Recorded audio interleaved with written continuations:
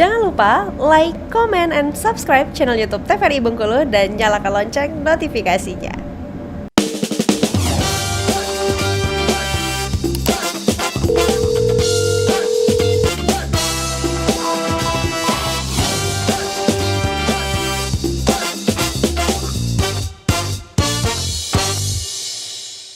Baik pemirsa, terima kasih Anda kembali menyaksikan Dokter Kito, dan saya ingatkan kembali kepada pemirsa yang ingin bertanya atau konsultasi secara langsung bisa kontak WhatsApp di 0811 101 3210 atau juga bisa komen di postingan Instagram TVRI Bengkulu dan akan dijawab oleh narasumber yang hadir pada hari ini. Kita kembali ke Dr. Helvin.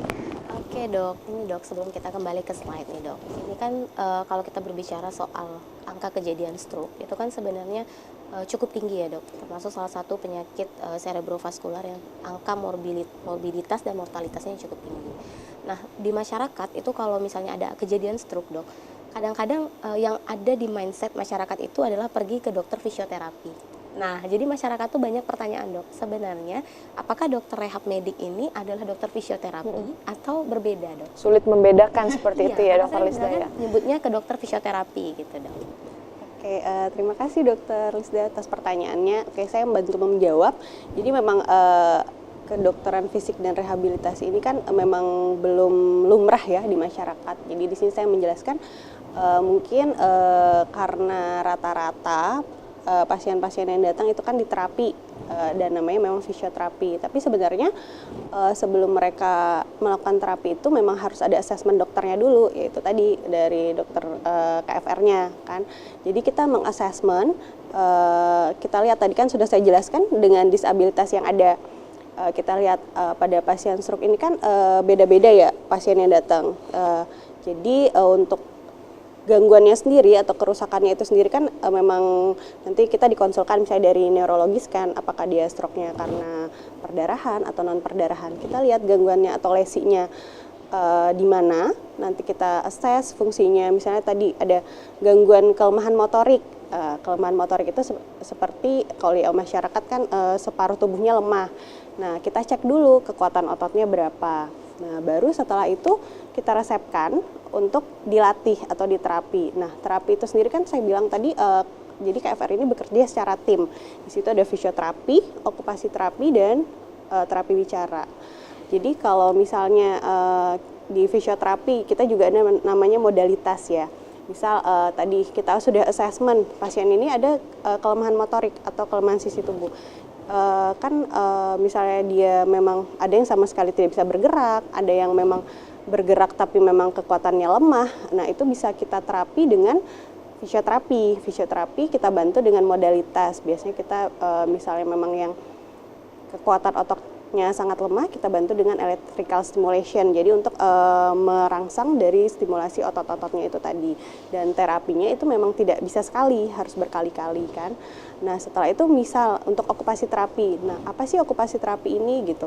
Jadi okupasi terapi ini kan untuk agar pasien itu tadi dengan fungsi yang seadanya, misalnya dia lemah setengahnya, misalnya yang kanan yang lemah, bisa nggak sih untuk dia melakukan fungsi misalnya seperti makan, misalnya kan makan biasanya pakai tangan kanan, nah nanti bisa dilatih di okupasi terapi. Nah di okupasi terapi ini untuk mengoptimalkan fungsi, jadi gimana caranya dia bisa mandiri tanpa kalau bisa tanpa bantuan, misalnya makan yang tadinya kanannya lemah sambil diterapi, dia bisa substitusi misalnya dengan menggunakan tangan kiri. Nah itu tadi yang masyarakat tidak tahu, jadi masyarakat hanya tahunya fisioterapi ya. Terus misalnya kita assessment lagi, misalnya ada pasien yang datang dengan gangguan bicara, misalnya bicaranya pelo, atau misalnya dia gangguan menelan, yang paling sering itu kan gangguan menelan atau disfagia. Nah itu nanti yang menerapi adalah si terapis bicara tadi gitu. Jadi ya mungkin yang memang tidak bisa disalahkan karena memang masih baru ya paradigma masyarakat langsung fisioterapi, padahal sebenarnya tidak hanya fisioterapi untuk menerapi pasien-pasien stroke itu. Berarti artinya lebih komprehensif gitu ya, kita dokter rehab medik. Berarti ya intinya adalah dokter rehab medik ini akan sangat luas cakupannya gitu ya, betul. Terhadap fungsi quality of life gitu. Ya. Nah menyambung dari pertanyaan tadi dok, muncul lagi pertanyaan di masyarakat. Kalau baru kena stroke nih dok, padahal baru masuk nih, baru rawat inap ya Helda ya, tapi udah nggak sabar nih pengen Mau cepet rehat. iya, ayolah dok, ke dokter sarafnya bilang konsulin lah, mau ke dokter fisioterapi gitu, mau Sering mau cepet terjadi bisa nih, jalan. dokter. Iya dok, itu kira-kira ada waktunya nggak sih dok, kapan mulainya? Oke, ya. Tadi yang sudah saya jelaskan, kalau untuk terapinya itu sendiri kita membedakannya tadi dengan fase akut, subakut, dan kronis ya. Kalau untuk fase akut tadi misalnya pasien rawat inap itu memang sudah bisa diterapi, tapi kembali lagi karena ini kita kan kolaborasi, kita juga butuh assessment dari dokter sarafnya. Jadi apakah makanya kita butuh anamnesis ini kejadiannya apakah sudah lewat dari 24 jam pertama atau sudah 48 jam pertama gitu. Karena ya terapi stroke ini sendiri kan sedini mungkin ya. Kita menggunakan, kalau nanti kan ada kita kolaborasi dengan saraf kan mereka memang punya obat-obatan tersendiri ya. Nah nanti kita bantu dengan terapi, misalnya dirawat inap kita bantu misalnya dengan posisi tidur, terus menggerakkan ekstremitas atas bawah dengan misalnya secara pasif, misalnya kan pasien kan memang tidak bisa bergerak sendiri sama sekali, jadi dibantulah oleh terapis tadi untuk menggerakkan gunanya apa? Supaya tidak terjadi kekakuan sendi, tidak terjadi kekakuan pada otot atau spasme. Takutnya kan nanti kadang kan pasien-pasien stroke ini karena udah lemah sebelah, mereka malas untuk menggerakkan. Nah, efek sampingnya bisa atrofi otot atau ototnya nanti mengecil. Jadi masa ototnya mengecil dan makin sulit nanti untuk dioptimalkan fungsinya seperti itu. Jadi memang untuk kapan sih sudah bisa diterapi ya dari fase akut tadi yang rawat inap itu sudah bisa, nanti tergantung tujuannya. Nanti setelah itu sudah rawat inap ya kita sambung di rawat jalan, kita asesmen ulang seperti itu. Oke dokter, sebelum kita lanjutkan ke materi nih dokter Lizda, kita akan menjawab dulu pertanyaan dari masyarakat di rumah atau pemirsa di rumah, netizen lah ya, sudah bertanya di kolom komentar Instagram nih, boleh kita tampilkan terlebih dahulu? Pertanyaannya dok, karena menarik. Nah ini dokter, dok apakah ada kata terlambat untuk pasien stroke melakukan rehabilitasi pasca stroke? Jika terlambat apa pengaruhnya dok? Apakah saraf-saraf yang mengalami gangguan tidak bisa kembali normal? Terima kasih sebelumnya dokter.